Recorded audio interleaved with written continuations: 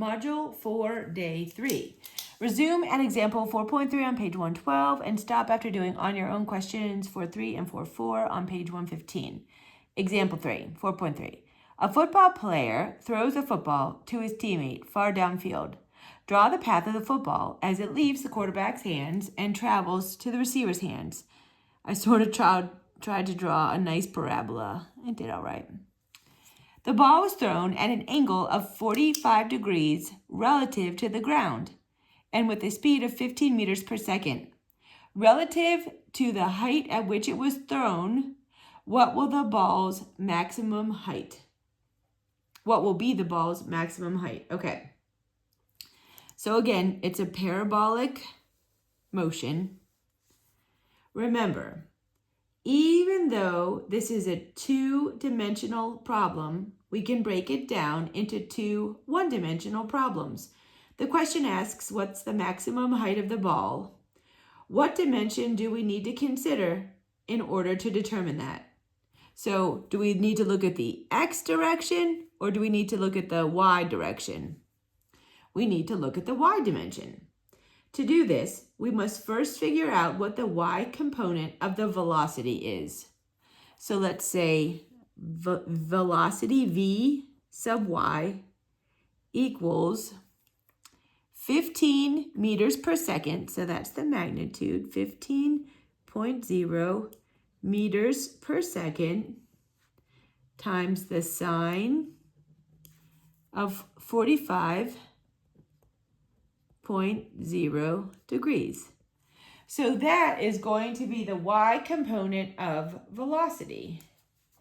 So let's get our calculator and say sine of 45 times 15 equals 10.6066 blah, blah, blah.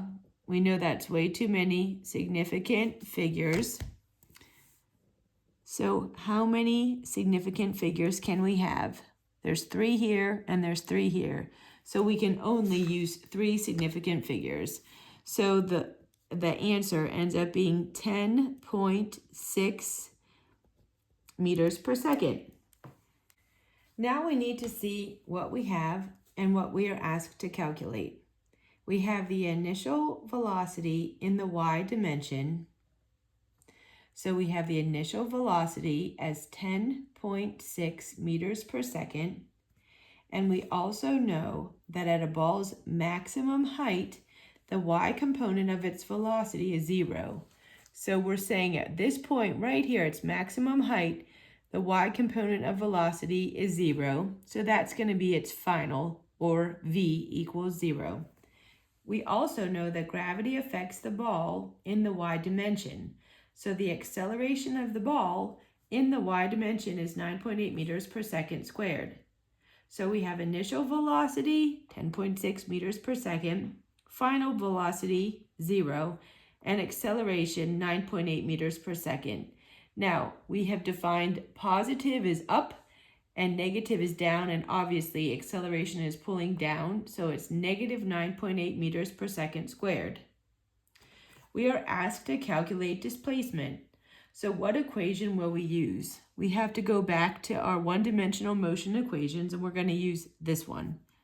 So when we take all of what we're given and put it into our formula, we have 0 equals 10.6 meters per second squared plus 2 times negative 9.8 meters per second squared times the displacement. So if we rearrange and solve for the displacement, this is what we have. And we get an answer of 5.7 meters. So this 5.7 meters tells us that the ball's maximum y displacement, which of course is the same thing as the maximum height relative to the height at which it was thrown. So at this point right here, at the topmost point when the y component of velocity is 0, its displacement was 5.7 meters. Do you see what happened here? Even though this is a two-dimensional problem, the last part of the equation only asked about one dimension. because it only wanted to know the maximum height. Thus, the two-dimensional problem was really just a one-dimensional problem in disguise. In the situation depicted above, how long will it take the ball to reach the receiver, who is 23 meters downfield? So what dimensions are we concerned about in this part of the problem? Well, the receiver is about the same height as the quarterback, since they are standing on a level playing field. Any small differences in the heights of the players will not affect the result of the problem much, so we will simply ignore them. Thus, since both players are on the same level, we can ignore the y component of the problem. After all, when the ball reaches the receiver's hands, it will have the same height as it did when it left the quarterback's hands. And as a result, there is no net change in the y dimension of the problem. Thus, all we have to look at is the x dimension. So first we need to determine the x component of the ball's velocity. So just like we did over here when we had to figure out the y component when he was throwing it, we now need to figure out the x component. So v sub x equals 15 meters per second times the cosine of the angle 45 degrees. And again, we're getting that just from the example 4.3, 15 meters per second at an angle of 45 degrees. So let's get the calculator and say cosine of 45 degrees times 15 meters equals 10.6066. Way too many significant figures. We can only have 3 significant figures, so it's going to be 10.6 meters per second. Okay. Now, it is time to see what we know and what we are asked to calculate. We are given displacement 23 meters. So let's go ahead and write that down. So right here, this 23 meters is going to be our displacement. So delta x is 23 meters. We calculated the initial velocity in this dimension. So our initial velocity v equals 10.6 meters per second. And we also know that the x component of the velocity is constant. So if the velocity of something is constant, we know that acceleration is 0.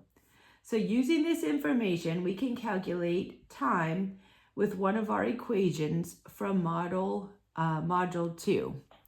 So we can say delta x equals v naught times time plus 1/2 at squared.